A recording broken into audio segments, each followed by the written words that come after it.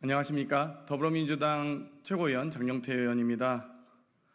사상 초유의 방통위원장 사퇴와 대통령의 재가가 있었습니다. 방송 장악, 언론 장악 의도를 노골적으로 드러낸 이 시도에 대해서 강력하게 규탄하고, 또 국회가 이 김홍일 방지법을 발의함으로써 앞으로 이 일반 공무원도 징계 절차가 개시되면 사임할 수 없습니다. 그런데도 불구하고 이 정무직 공직자가 탄핵 소추안이 발의된 이후에 이렇게 도망자처럼 사퇴하는 것이 연달아 이동관 방통위원장에 이어서 김홍일 방통위원장까지 연달아 일어나고 있습니다. 정말 이 도둑질하는 이 도망자 신세인 방통위원장들이 더 이상 사임으로써 그 책임을 면죄부를 받지 않도록 김홍일 방지법을 발의하고자 이 자리에 섰습니다. 기자회견에 앞서 먼저 참석하신 분들 소개해 올리도록 하겠습니다. 민영배 의원님 참석하셨습니다. 전용기 의원님 참석하셨습니다. 그럼 바로 기자회견문 낭독하도록 하겠습니다. 오늘 일명 도망자 방지법, 김홍일 방지법을 발의합니다. 윤석열 정권 출범 후 대한민국의 무법자와 도망자의 시대가 열렸습니다.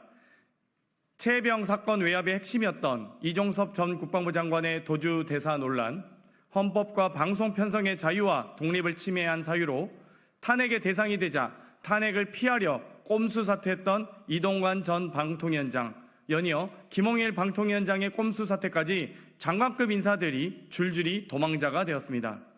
이종섭 도주 대사, 이동관과 김홍일의 도망런, 다음은 누구입니까?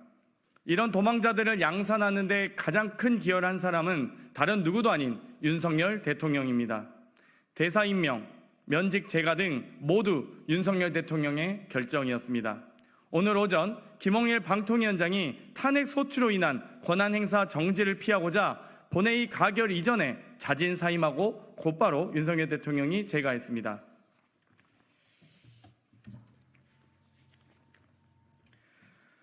방송 장악을 위해 윤 대통령과 김홍일 위원장이 헌법 정신과 법률을 위반하면서까지 합의제 독립기관인 방통위를 또다시 1인 체제로 만들어냈습니다. 이렇게 막 나가는 국정운영이라면 방통위를 비롯해 다른 행정부처와 기관에서 제4, 제5의 도망자가 또 출현할 가능성이 매우 높습니다.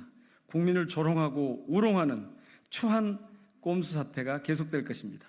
현행 국회법에 따르면 본회의에서 탄핵 소추가 의결되었을 때 국회의장은 소추된 사람에게 그 등본을 송달하고 송달되었을 때 임명권자로 하여금 소추된 사람의 사직원을 접수하거나 해임할 수 없도록 제한하고 있습니다. 이와 같은 국회법 조항을 이용해 탄핵 소추로 인한 권한행사 정지를 피하고 방송 장악을 이어가기 위해 사상 초유의 일을 연속적으로 자행하고 있습니다. 윤석열 정부에서 당연시되는 무책임, 무능, 무자격 인사를 인정하는 꼴입니다. 도주와 도망자가 연속적으로 발생하고 있는 가운데 국회는 답을 찾아야 합니다. 오늘 발의하는 국회법 개정안은 탄핵 소추안이 발의되었을 때 국회의장은 지체 없이 탄핵 소추안 정본을 법제사법위원장에게 송달하고 그 등본을 소추 대상자와 그 소속기관의 장에게 또 송달하고 탄핵 소추안이 송달되었을 때 임명권자가 소추 대상자의 사직원을 접수하거나 소추 대상자를 해임할 수 없도록 하였습니다.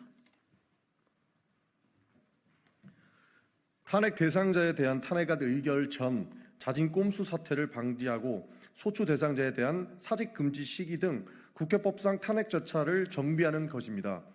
행정기관은 소속 공무원을 상대로 수사 의뢰를 하면 곧바로 수사가 시작된 것으로 간주해 해당 공무원을 직위 해제하고 있습니다. 탄핵 소추안을 발의하기 위해서는 최소 100명 이상의 국회의원의 발의가 필요함에도 본회의 의결실까지 소추 대상자에게 아무런 제한적 효과가 발생하지 않는다는 것은 법령 체계상 일관성의 흠결이라고 할 수 있습니다. 국민께 무능하고 자격 없는 법꾸라지들이 정권의 욕망을 채우는 도구가 되었다가 주랭랑치는 행태를 더 이상 보여드릴 수는 없습니다.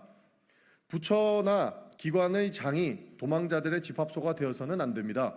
이번 개정안은 이런 자들에 대한 국민의 준엄한 경고가 될 것입니다.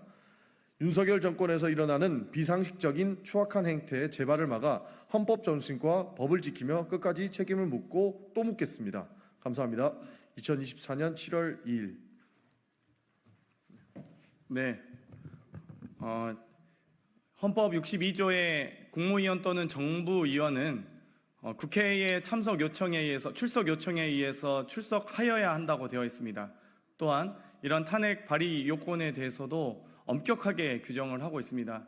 그럼에도 불구하고 탄핵안이 발의되면 정말 어렵게 국회에서 발의했음에도 불구하고 국무위원과 정부위원이 이 도망치는 부분에 대해선 더 이상 용납할 수 없습니다. 앞으로 김홍일뿐만 아니라 다른 국무위원, 정부위원의 탄핵 대상이 될 그 정부위원들에게도 엄중하게 경고하면서 이 법 발의를 하도록 하겠습니다. 이상 기자회견 마치겠습니다. 감사합니다.